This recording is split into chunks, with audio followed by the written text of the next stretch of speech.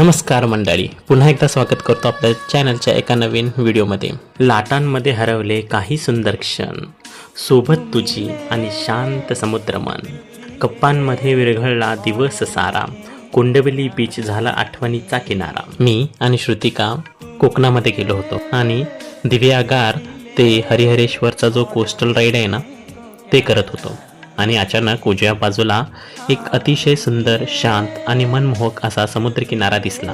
किनाऱ्यावर उमटले पावलांचे ठसे, आठवणीत राहतील हे सुंदर दिवस असे। कोंडिवली बीच। या बीचवर फारशी गर्दी नव्हती, त्यामुळे म्हटलं चला फोटोग्राफी करू, व्हिडिओग्राफी करू आणि निवांत वेळ घालवूया। त्या समुद्रकिनारी आम्ही खूप सुंदर क्षण अनुभवले।